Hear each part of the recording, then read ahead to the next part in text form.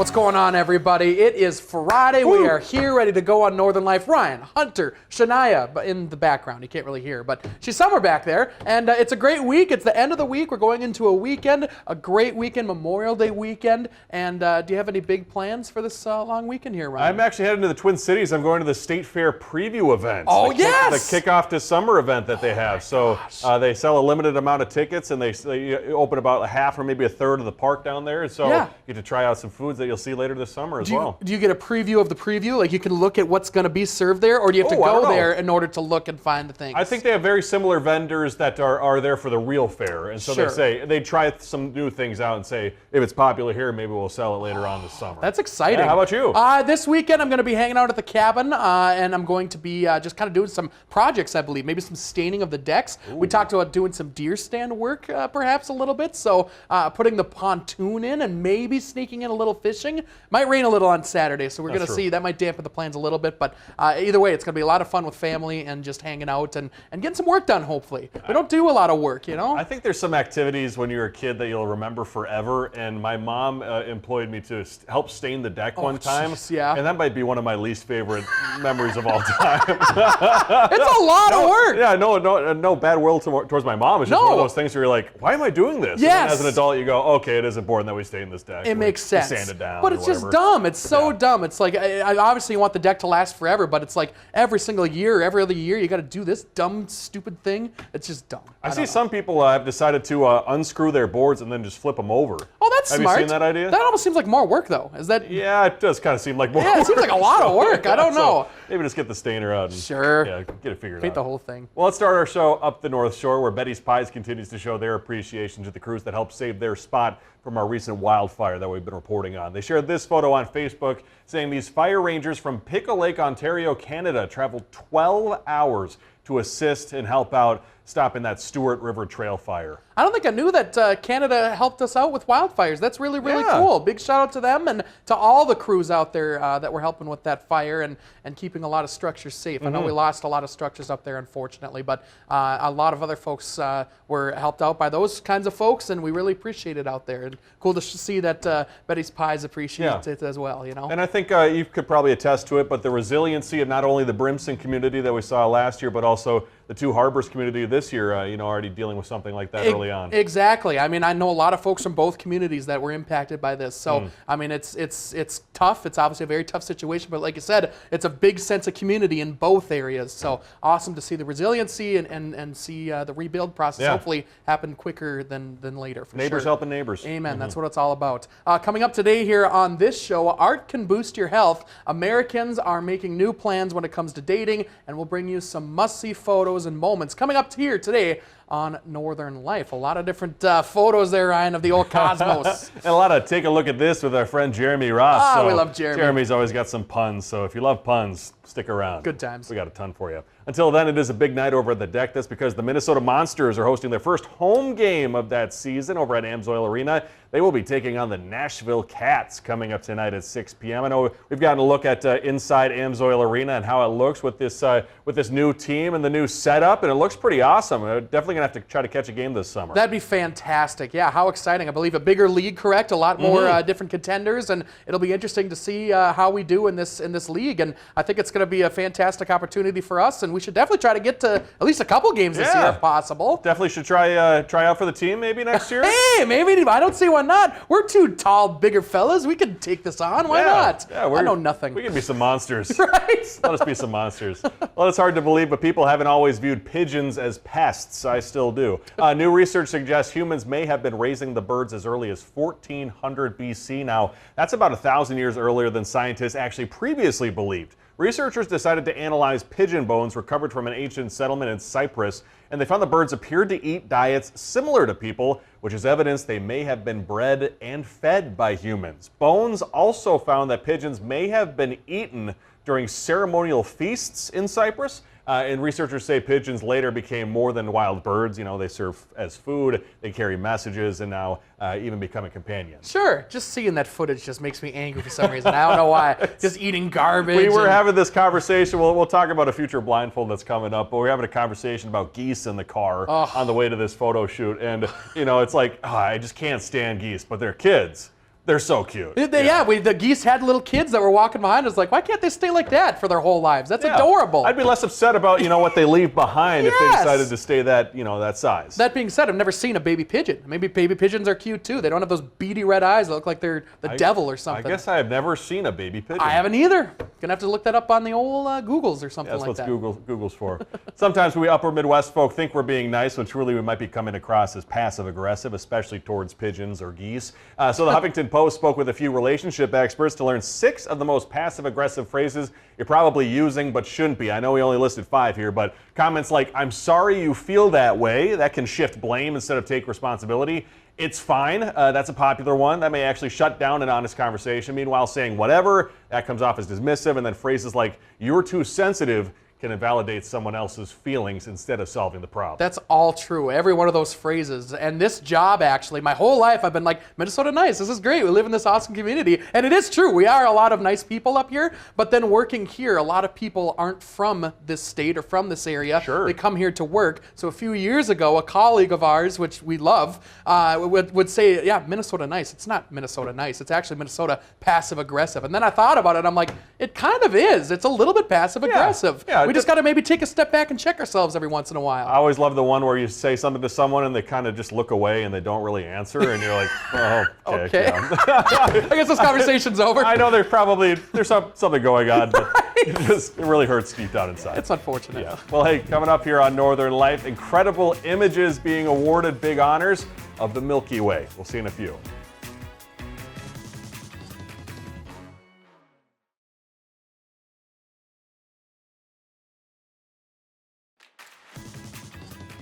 Welcome back, folks. Well, we're going to take a quick look here at a picture of an actual baby pigeon, which our producer here, Ben, has wonderfully given to us here to appreciate here for a second. And, Speechless. right? What is it called? A squab? squab. A squab is a Yeah. baby pigeon, which Yeah. I think looks pretty ugly. I don't know about you, Ryan. What do you Charles think? Schwab. Yeah. It's kind of cute, but it looks like a dinosaur. You can see, Yes. where they get it from. And so it doesn't redeem the pigeon at all. No, The it pigeons are goners, Still hopefully. out, yeah. Make the way of the dodo bird and get the heck out of here. Maybe not. That's a little extreme. Winners! Listen, winners have been revealed in the 2026 Milky Way Photographer of the Year competition. Congrats to them. Meanwhile, police pull a man from inside a movie theater wall. Here's Jeremy Roth.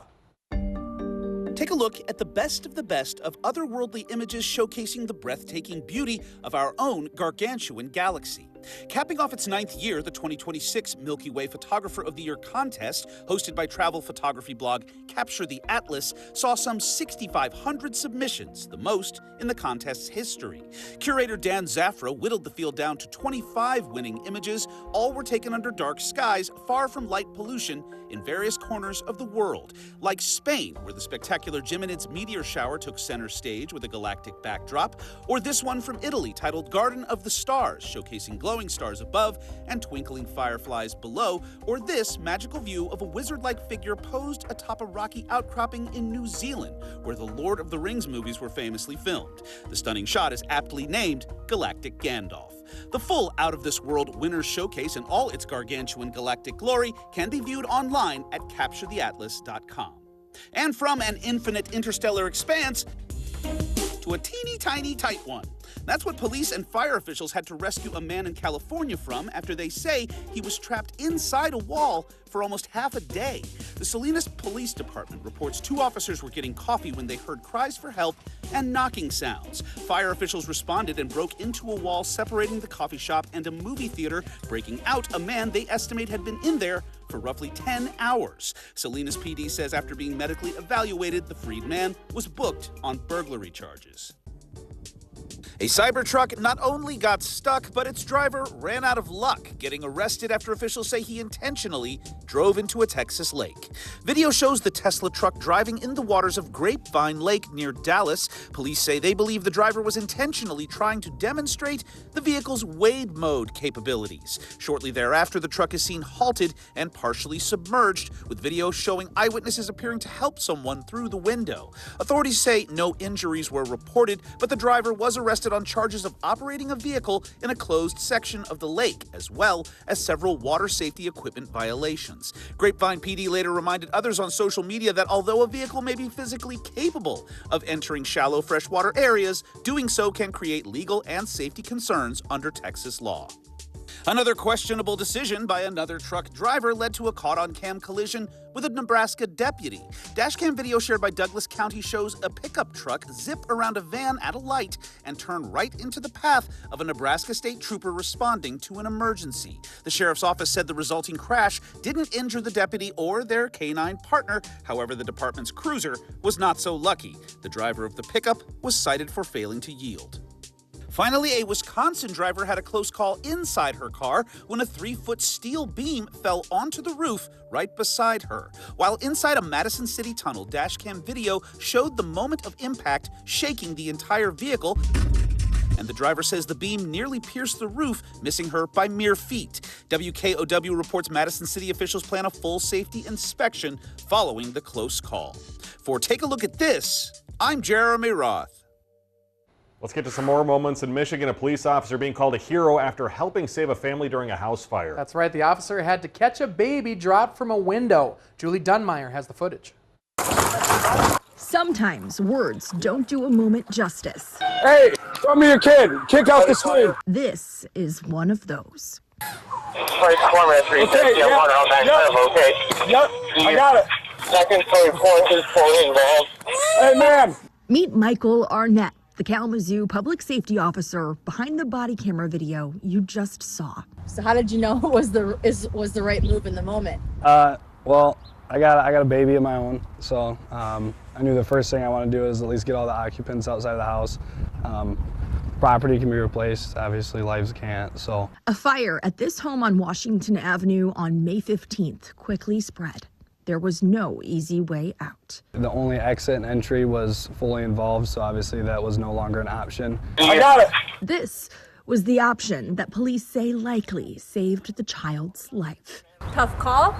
Yeah, it was a little adrenaline rush. Mom is okay too. Arnett got a ladder and got her out. She had pretty much zero hesitation on basically saving the child first. In the moments before this one, Arnett feared the worst. Dispatch said that they lost communication with the mother and the child, so obviously that kind of makes you worry a little bit. Hi, Arnett. Hey, ma'am. But Arnett would see the mom in the window. Ma'am. On this call, one choice that really wasn't a difficult choice at all Throw me your kid. changed 3 lives: the officers, moms, and little girls.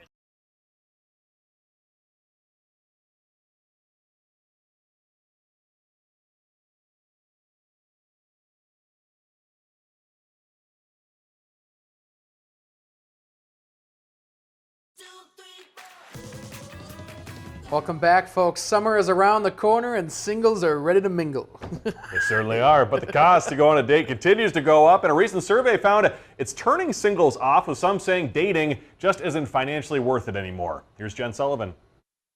The cost to eat out has gotten more expensive, and if you're going out on dates, those costs can add up.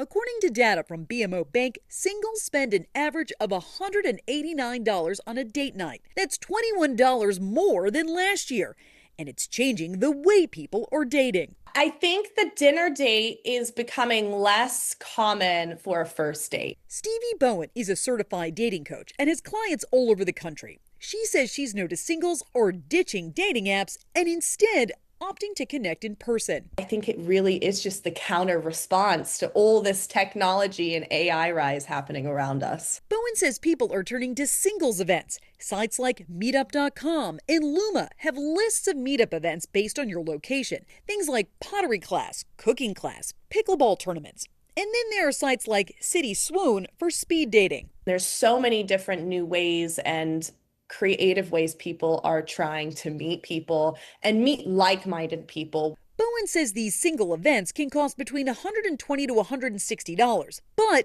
your dollar goes a lot further because you're meeting more people for that price. When you do meet someone you like, she says keep the first date simple. Go drinks or go coffee, something that is low stakes, low cost. If you do decide to go to dinner, Bowen recommends talking about how you're going to pay or split the bill before the date so you avoid any awkwardness when the check does come. For Consumer Watch, I'm Jen Sullivan.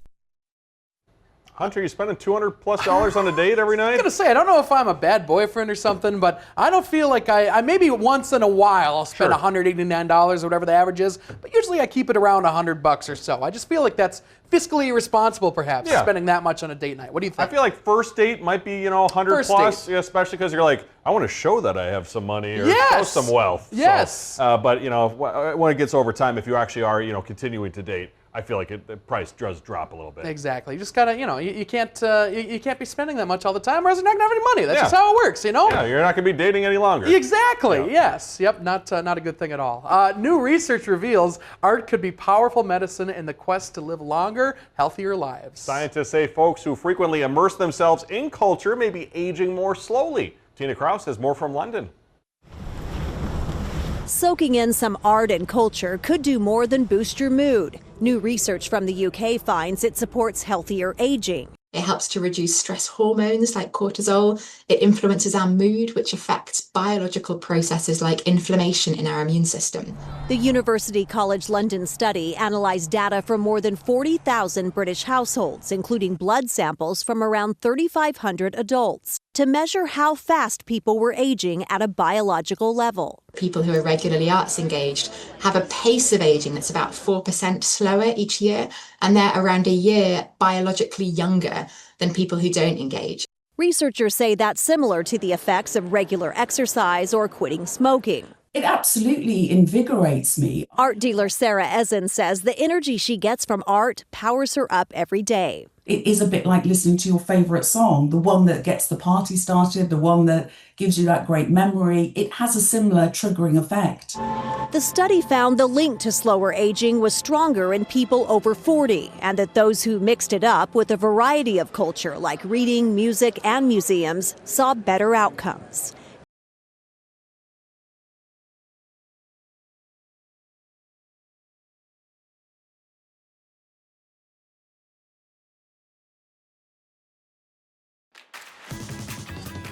Welcome back. When we close up shop here on air today, find us under the Northern Life tab on northernnewsnow.com. We'll be talking about a few sports moments that are seemingly hilarious. So head to our website and scroll down to find the latest videos to find more, including these St. Louis Cardinals fans that are bringing some energy to their team. Bunch of dudes without shirts. What more do you? What more could you ask for? The movement is allegedly called tarps off. Oh, So, really? like, when you take your shirt off, you're taking the tarps off. Is that like a slang for tarp, or is that a slang for shirt? Yeah, like kids, shirt is a tarp. Kids would say that these That's days. what the kids are saying. If I said, "Hey, nice tarp," that would be a thing that you would say to a kid. Yeah, I don't Or think you not. probably would. You just say nice shirt. Okay, that sounds good.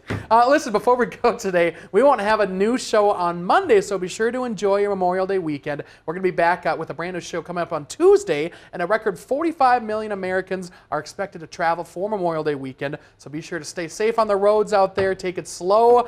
Make sure that you got plenty of gas to get to your destination as well. Don't want to run out of gas on the roadways, and be safe out there, folks. Stay safe, have a jolly time, and we'll catch you on Tuesday. And a little story here coming up on Tuesday and next week. We're going to be talking about our fun moment with 23rd Veteran, and as well as the Duluth and Superior Fire Department. So be sure to stick around for that one coming up next week. Very intense, very fun, very good story right there. Thank you so much for joining us this week. We love you so much. We'll catch you Tuesday. Have a good weekend. Find some time to throw a line, or just head outside to unwind. That's the life in the great North Woods. Hike or bike, whatever you like. Get out in the day, enjoy the night. Yeah, we got the life in the great North Woods. Yeah, we got the life in the great North Woods. Yeah, this is Northern Life.